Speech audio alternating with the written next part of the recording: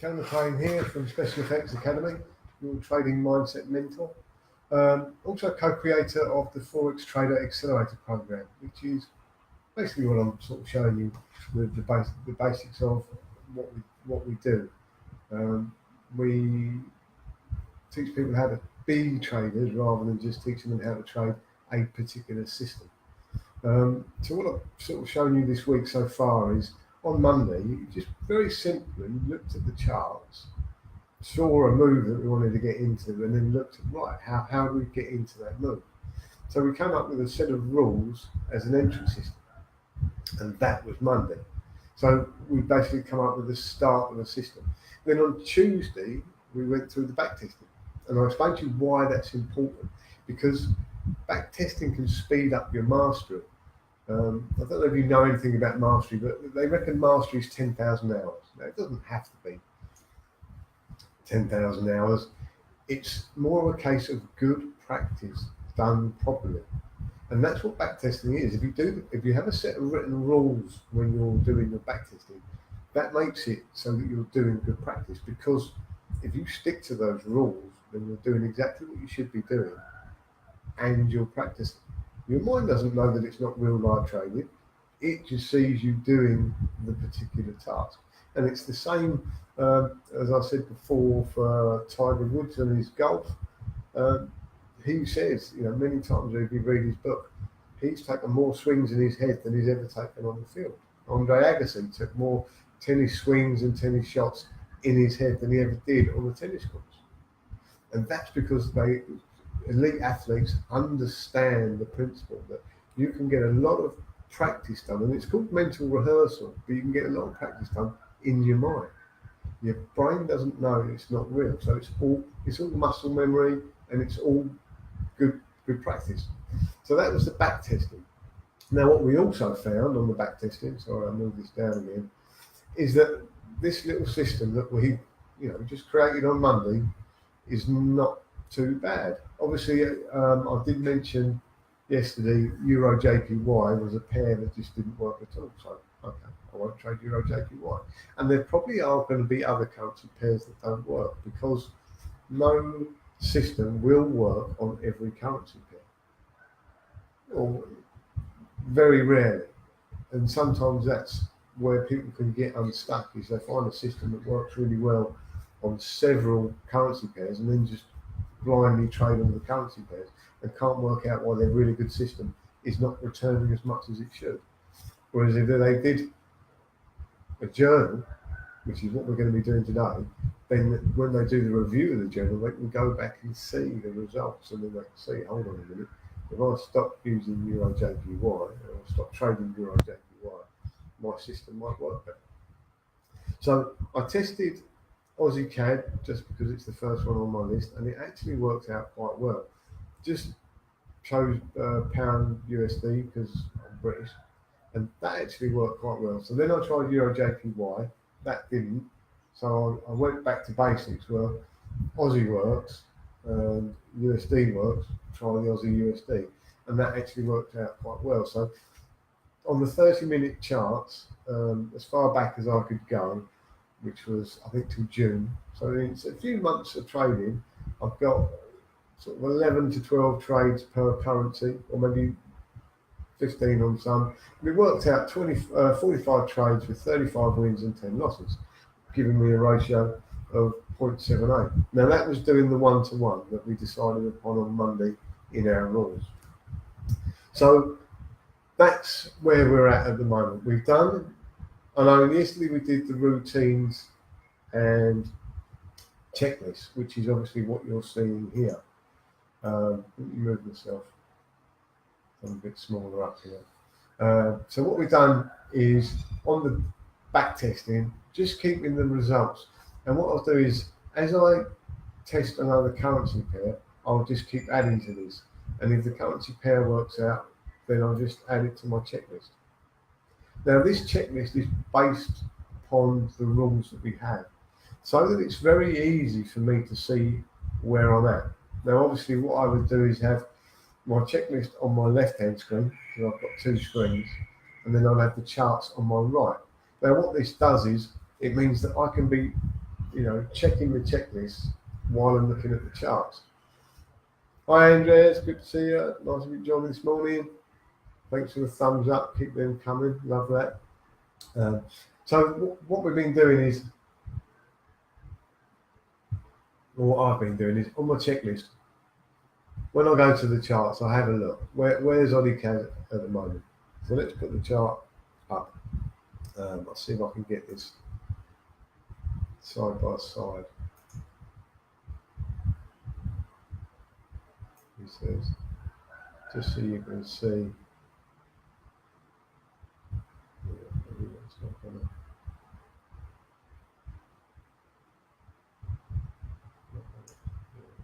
Look at this.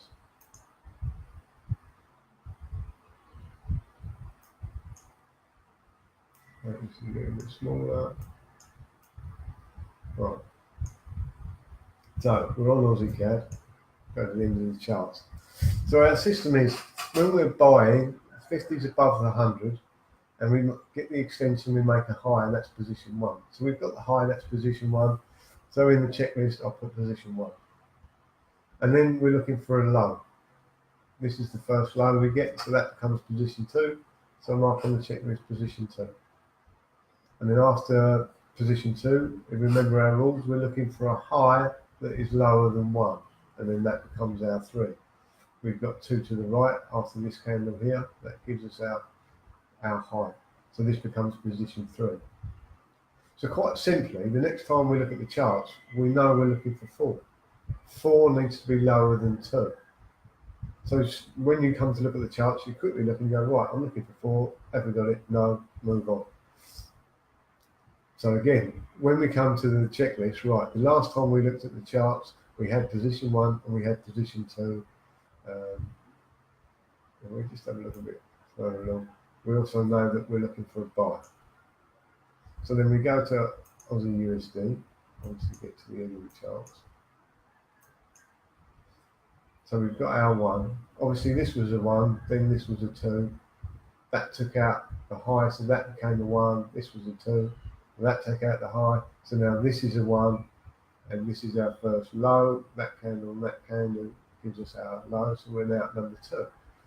So our checklist is right, so we know we're looking for a 3. 3 is a high. In fact, that one is now a high. So let's grab that, move that over, and we can mark on our checklist. So the reason I do this is to stop there being sort of questions and lots of thinking to do when you look at the charts. I know when I look at the charts now what I'm looking for. My checklist is telling me, and also the numbers on the screen, just to keep me in the right place. I know what I'm looking for. I'm looking for a number 4. Position 4 is lower than 2. Well, lower than 3 and 2. So it needs to be down here somewhere. Judging by the candles, okay, it could take 2, 3, or it could take more. But I know I've got a few hours before I need to come and check the charts again. Because even if we have a position 4, it's still got to create a position 5 for placing the pending order. But what this does is it keeps you focused with the checklist and the numbers on the chart. So this is like a routine. And I've decided on the times I look. So I look at my 5 o'clock in the morning, which is end of day, be 10 o'clock in the evening for UK, 5 p.m. New York time. So that's end of day. That's when I wake up. So that's when I'm checking the charts on my other system. So I'll have a quick look at this. 3 o'clock is my London Open. That's when I do trading room 2. That's so when we've got clients coming on looking at the trading room 2. So I'm looking at my other system at 3 o'clock. So I might as well have a look at this one. And then 8 o'clock, that's when I'm sort of, my day's over, I'm looking to go to bed then, because I do get up fairly early. So that's when I do a checklist. And then I'll put the yeses in, because if you just put the yeses in there, although this tells you what time to look in there, you just tick yes, it does make you feel good, and you know you've completed it. And then, the next day, you can just come along and put no's, and then it will just remind you, right, 3 o'clock, I need to come and check the charts, so you know what you're doing. Okay, so Monday we covered the rules. We made the rules, we wrote them out, and then we back tested them. Now, we've done the routines and the checklists yesterday, so that leads us now to the journal and why we do journaling and why it's important. Now, a lot of people tend to say, well, MT4 does a journal for you when they give you the your highlights at the end of the day. You get an email. And they quite often give you like statistics as to your winning and losing and the percentages. My FX book is also another good one that does give you, all your results plus a little bit more. And yeah, it will tell you which currency pairs are working for you and which aren't.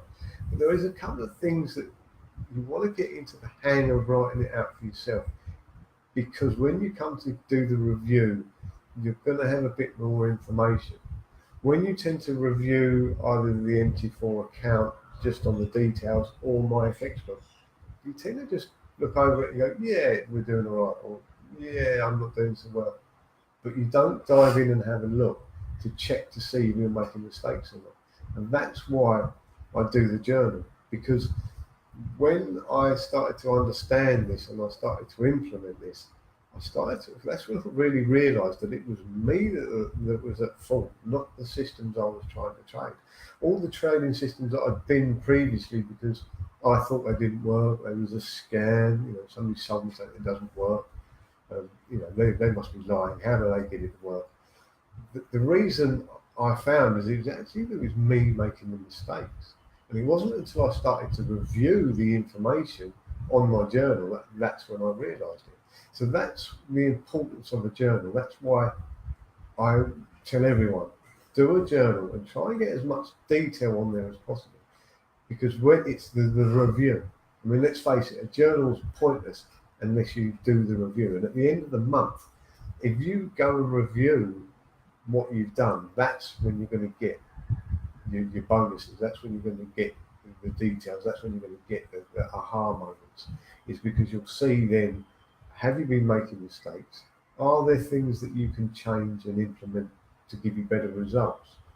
So let's have a quick look at our journal. Right. As you can see, I did have a pending order in for £, USD. I put the ticket in, I put the date in, put the session in just to see.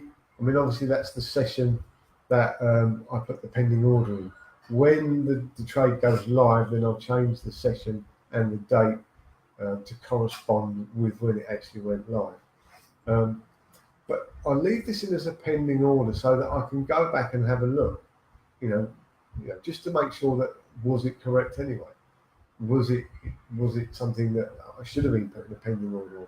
Sometimes if you just have a pending order and then you delete it, you don't know what you was looking at, and you could be making mistakes without realising it. So that's why I put the pending order in there, and I'll leave it in there. It just won't. That's as far as it will go. There'll be no more adding on to the end of it, apart from maybe on the review, and I might add on to the comments. I've not put the comment section up here yet. No. We'll do that as we go along. But so you need to know, trade number, I do this for screenshots. If it goes live, then I'll put a screenshot in, and then all I do is I'll put the trade number on it. So when I'm going to review, I can quickly go and have a look at the screenshot. And that's going to show me the trade that I was pending, or the trade that I was taking. And you can see straight away, did you make any mistakes? Was it? Because remember, when you're placing these trades, you're placing them in the heat of battle, really. The market's moving, the market's live, and sometimes you might think you see something that's not actually there. And honestly, when you go back and do a review, I've been there myself, hands up, and I was like, why am I taking that trade? What did I see? And I honestly can't fathom it until I go and have a look at the review. I look at my screenshot and I was like, oh wow, I saw that it looked differently in my head. Again, this comes back to your belief system and everything else, which is what we teach in the Trader Accelerator program, to understand how your mind will show you more of what you want to see, what you're thinking about. So I don't want to go into too much detail now because it's just going to go way over the top. But you will see it's what they call rose tinted glasses. You see what you want to see. And sometimes that can happen when we're trading because we really want to see a signal and really want to take a trade. Our mind actually lets us think that that's a valid trade.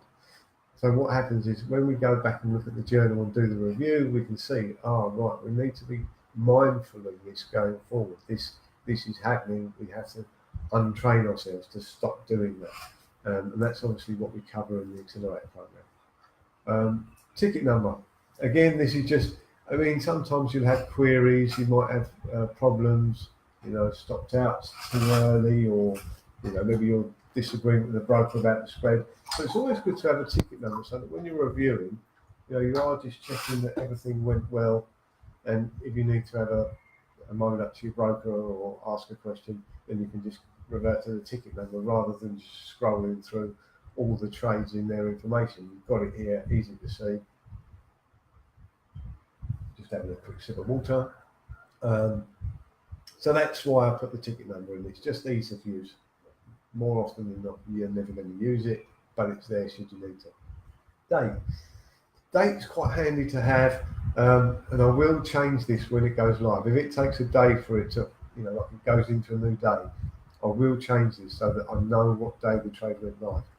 And that's so that when the trade exits, I also put the exit date. And the reason for doing this is it gives you an idea of how long you're in the trade. Because quite often when you're back testing and you just see a load of candles, your brain's not computing how long you're actually in that trade.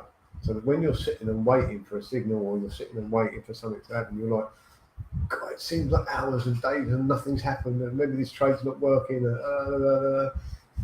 But when you actually start trading, you put in the dates and times, and you can see how long in hours that you're in a trade. You're like, I understand, right? That trade, although it's trading on the 30-minute charts, actually took a day to play out, or 2 days to play out. So because you now know this, because you've got this information written down, you can sit there relaxing, like, we're only a day into the trade. Quite often it takes a day and a half, 2 days. So I can sit back, relax, and just let it do its thing. Again, sessions. It's just, for me, I'll put the session in so I get to see when the market's moving. Sometimes you'll find you'll go through a stage and you'll be like, wow, it's just the London session seems to be when everything's happening. And so you can then adjust your time schedules to match the sessions, because you might find, I've been missing trades because they've been going while I'm asleep. Well, sometimes, depends how dedicated you are as a trader, you can change your time frame round to then be around and alert when the sessions are moving, so that you're checking your charts at the right time. And of course, this is only something you will find out by journaling. If you don't journal, you don't know this stuff. Direction, obviously that's important. You want to know if you're buying or selling, to make sure when you're placing the order on the spreadsheet, or when you're placing the order on your broker, you want to be making sure you're going in the right direction. Lot size. I use Special Effects Academy's lot size calculator. It's very simple. If you want one, just give us a shout. Put your email address in, and I'll send it out to you. Very simply, you update it. I update it at the end of the week, and it's simple. You go to a website, copy and paste straight onto the calculator, and then you put in your account details, the amount of risk, and your risk is obviously the amount of pips from entry to stop loss, and then the calculator will work out what the lot size is for you, and it does round down. So if you want to do a percent, it will never go over the percent. It will take you down to 0.9 or whatever. So it's very good for your equity management. Entry and loss, manually put this in, and then the risk is automatically calculated for you. So the entry at the time was 1.2815, and the stop loss was 1.2853. Risk was 38. Now, risk in dollars, you can get that information on the lot size calculator. So this account is a demo account, because obviously when I first start trading a new system, I demo trade it first, just to make sure that I'm trading it correctly. I'll do my 30 trades in the demo. I'll review those 30 trades to see, am I making mistakes? If I am, then I need to work out a system or a routine or a checklist or do something to prevent those mistakes. Then I'll do another 30 demo trades. And once I'm happy that I'm trading it correctly, then I'll go live. So the risk. So on this demo account, I'm just doing 0.5%. So the 0.5% of the 5,000 account is $25. Obviously, with a 38 peak risk, if we'd have gone 0.07, that would have taken us over $25. So the calculator just puts the risk at $23. So your lot size is 0.06. Take profit, because we're doing a one-to-one, take profit will automatically get worked out. Once you put the entry and the stop loss in, it works out the risk, and then it also gives you the take profit. So it's handy for doing the pending orders. When I'm writing out the pending order, put it in the journal first, and then it gives me, I then know when I'm doing the order, I know the lot size, I know my risk, and I know where to put the take profit. And then I put in here current status pending order. And then once that changes and I go into trade, obviously I change the date and then I put in trade. And then we know that we're running and we know then to keep an eye on it. Every time you look in, you're like, yeah, we know that trade's in. And then when it's finished, just put closed. And then that's when I'll enter in the balance and obviously the exit price. Make that close. So then I'll put in the exit price, profit or loss in pips, profit or loss in $R. If you're in our Trade Accelerator program, I'll explain more what R is. It's just basically your risk. If you're risking if you're risking $23 and you get $23 back, that's $1 off, 1 R. So you've gained 1 R. So it kind of helps to stop you thinking in terms of dollars all the time, because when you think in terms of dollars, it can infect greed. You also get fear that you're not earning enough, especially when you start out and your capital's quite low. What you need to remember is the percentage you're gaining or the R.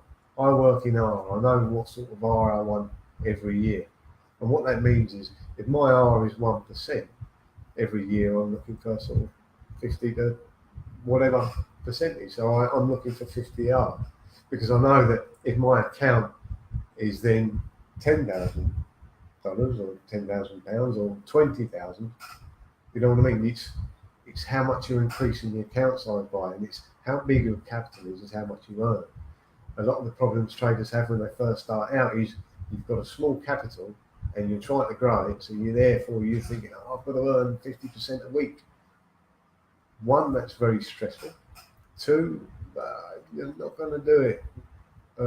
If you fluke it one week, you'll then blow your account the next, and then it's just unrealistic. Especially when you're first starting out as a new trader, them numbers are very, very unrealistic, and that's what trips a lot of people up. They hear this big hype of great big percentages, and that's not really what most traders do. It's certainly not how traders make money. You do it by being consistent, and you do it by making, for me, a very good month is 3 to 6%, and it really doesn't need to be any more than that. I mean, you're going, well, it doesn't sound like very much. 95% of traders can't even manage 1% a year. If you increase your account by 1% a year, that puts you into the top 5% of traders. And this is also about mindset, because it's starting now to think, hold on a minute. You can be a winning trader, you can be a very good trader just by earning 1% a year. So if I just get 1 to 3% a year, a month, sorry, that's going to be an extremely good year. And look at your bank's interest, look at your ISA's interest, look at your, I don't know what the American equivalent is, but even your best savings accounts. Look at the interest you get from that. Returns from investments. It returns from, if you go, like investment companies. I've seen adverts on Facebook that they're offering 12% a year some maybe they go up to the, not guaranteed, but 25% a year. Well, if you're getting 2% a month and you compound that trading, that's more than 25%. So that's more than what everyone else does. And look at the mutual funds, what they're producing. So you've got to start to understand that it's your problem at the moment is probably your capital, and that's what you need to increase. But don't try and do it by over trading or over leveraging, because it doesn't work.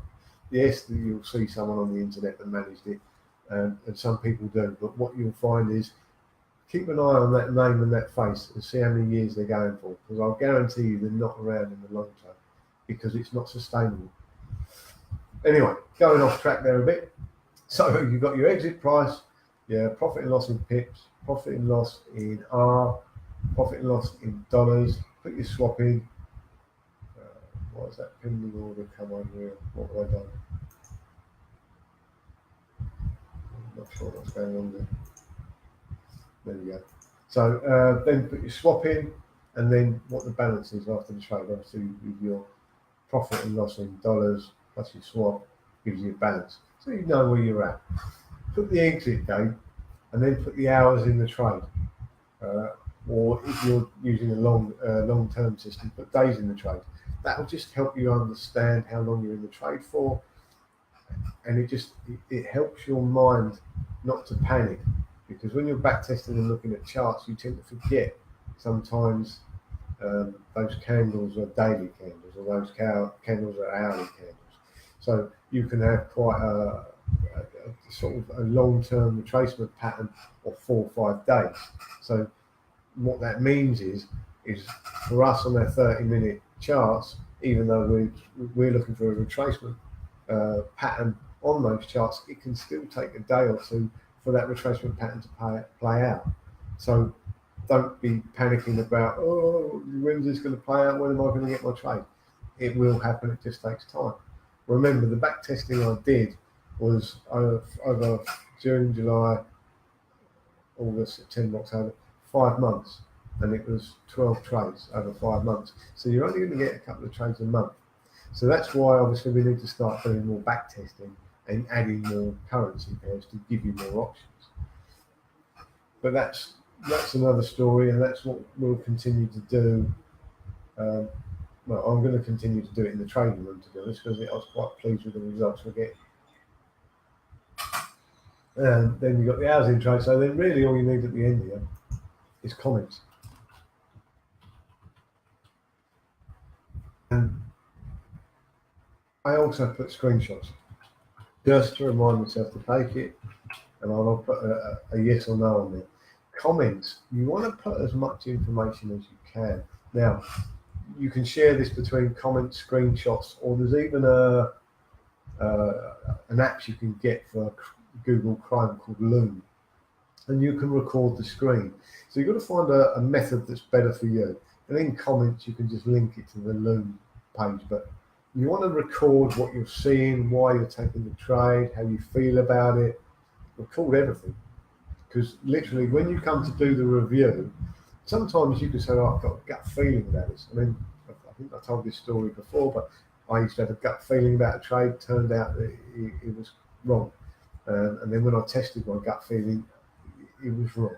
I'm wrong more times than I'm right. So when I get a gut feeling now, I tend to ignore it, stick to my rules.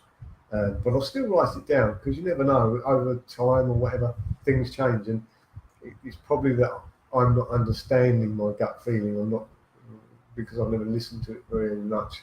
I've only over the last probably 5 or 6 years started, doing mindset work and started to understand how the conscious and the subconscious communicate.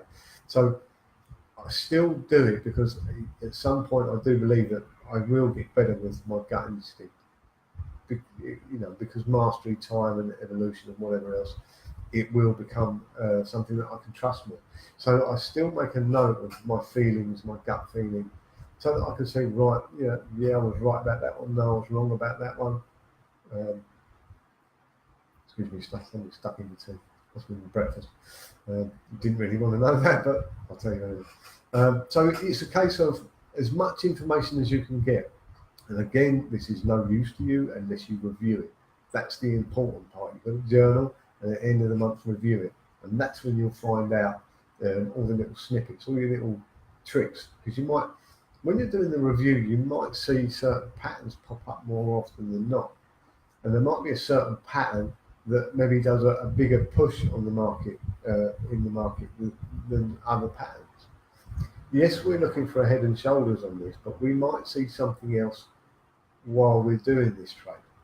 And we won't notice that until the review. We might come to the review and go, wow, this one at a certain time of day or something, or a certain set pattern, if it comes down, there's Gartley's and different wave patterns and Elliott patterns, and there's different things you can see, and you can go, wow, if rather than doing this trade 1-to-1, I maybe let this trade go and I'll follow it on the lows. There's different ways you can tweak a system to get more out of it, which basically means you're not doing any more work. Once you've done your journaling and your review, you're like, hold on a minute, I can take this system. I don't have to do any more work, but I can make a few tweaks and changes, and I can earn more money. I mean, a lot of people seem to think to earn more money, you need to change the system or trade more, or not always the case. Once you understand the system as well, you can then start to position size it correctly. But you can only do that once you've got so many results.